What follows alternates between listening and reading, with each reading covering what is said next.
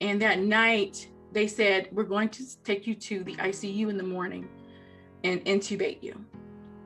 And I remember laying there saying, you've done enough. If you close your eyes today, it's okay. Your kids are going to be okay. It was tough.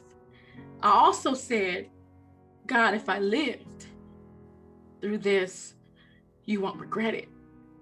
And I felt like I was in the eye of the storm. And I actually went to bed in great peace. Wow. I did a lot of community work. I worked at UCI, coming from there, University of California, Irvine, leading retention, and a lot of work in the community. And I said, I had to think, it's okay, you've done enough. You've done enough. And the next morning, the doctor came in and said, your oxygen level has improved in a way that we didn't expect. Wow. They said I turned the corner through the night. And when they said I was holding down food and well enough to go home, I finally went home a couple of days later. And from there, it was tough. They said I would probably be a long hauler, had pneumonia. I had a mini stroke. My right hand shook just like this. And my mind was cloudy. And I was worried. I'm not gonna lie. I said, my brain is my money. I'm a methodologist, I'm a strategist. People come to me with problems I met, and I could not think. I couldn't write. And I was so still. And it was in that time where I had to be still that I penned a letter to Dr. Anthony Fauci. And I said, how are we gonna get through this? I said, I don't want anyone else to be sick like this. I don't want my kids, my mother. I began to worry as I would do breathing treatments. And I slowly, it took a couple of days, wrote a letter to Dr. Fauci and invited him to come and do a virtual program, because I had basically learned how to do virtual programs and held us down through the church activities were all virtual. And I invited him to do a virtual program about the Black community, leading us through and out of the pandemic. He responded, his team, and said, let's go. And I said at that point, I survived for a reason, and I hit the ground running. I defied the odds. They said I wouldn't be better till March. By December, we were up and going. My hands stopped shaking. I said, they really don't have a lot of science behind it. So at this point, post hospitalization, they're gonna keep writing you just comfort prescriptions. I said, I don't want any pain medicine. And I just started walking slowly but surely. Got myself off of breathing treatments and all that stuff. And then we went. Before Dr. Fauci even came, we went to finally take the older folks in the household to get their vaccines. And we met with the president of the hospital and talked about, honestly, how there were a lot of white folks in line in this Black hospital to get vaccinated. We were really concerned. And so out of that came a partnership with Luminous Health to pretty much create the very first faith-based vaccine clinic in the state of Maryland. Wow. The clinic, it was overnight.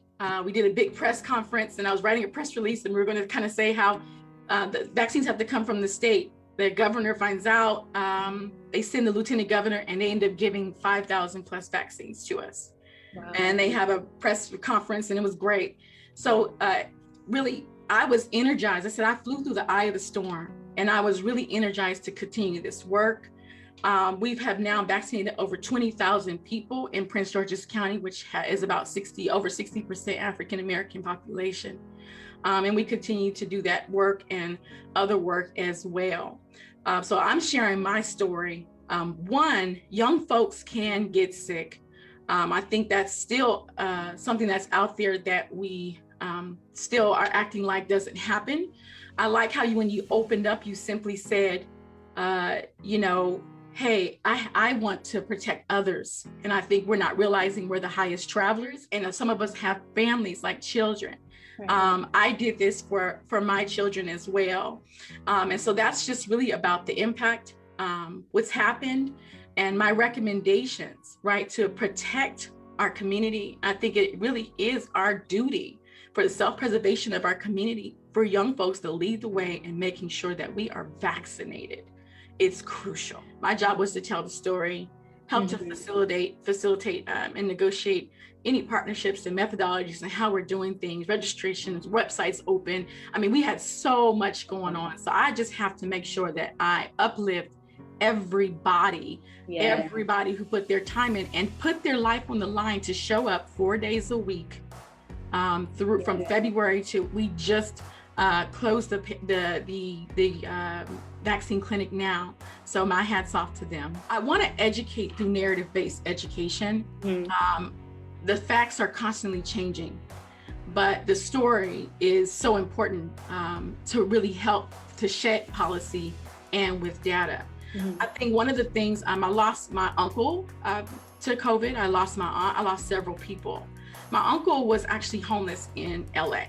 And I remember when clinics started popping up and they said they're drive-through and you have to have your ID. And I said, well, what about the people who can't drive through? And what about these things? So one of my recommendations is when, say this night of education does inspire you if you're not vaccinated to go get vaccinated and you're ashamed or you're having access issues. Health inequity is still real for the Black community. Speak up. And to those who have influence, learn how to mobilize and organize to get what we need. And that's all it was. We talked to to a hospital president. She had the influence, we had the influence, and we made sure that this was happening. Anybody can do this. This night that you're doing faith at your age with your voice and your platform is proof that you do not need permission for social good and for social change. So I do recommend that we mobilize and organize to continue to fight for health equity as we go through vaccinations. I also ask that we speak up when there is a need, because we cannot meet the need if we do not know the need, and do not be ashamed. I actually did not go to the hospital right away because I was ashamed of getting COVID. I think that is something, and vomiting is one of the signs that you're really sick at some points, and you could literally die, right? Because you're ashamed. We don't want that. My uncle died because he didn't know how to seek help and get tested with no identification. He left voicemails on his sister's phone, my aunt, and said, "Shell, I can't find my ID. I'm trying to see if I'm sick," and it was really sad, right? And so those are my two recommendations, the ones who are in need, as well as creating the solutions if you have the influence. Also, Black people are still very much under vaccinated nationwide. We may see those numbers higher in more affluent Black communities, but the South and some parts of the DMV are very privileged to have affluent communities. I'm from California, and we may have Black communities, but that doesn't mean they're affluent, right? Which means we don't have access in the same way. So that national number is different. I also think we should continue to mask up and are protecting our children. My children are trying to get back to normal and join sports and started sports, and they've had one vaccination shot. Making that choice about your family and what they can go back to. And I give them, briefing your kids, hey, when you're not outside and doing your track, I need you, when you go into the gym, use the same rules, your safety guidelines, wash your hands, wear your mask. It's not our school's responsibility to always educate and inform our children as they return. Make sure we do that as parents as well. And remember, this is still new. So don't depend so much on education institutions or jobs to create all the rules and we abide by them. If something doesn't feel right, it's not right with your gut, it doesn't work, say something so that it can be reshaped for and meet the need and meet us where we are.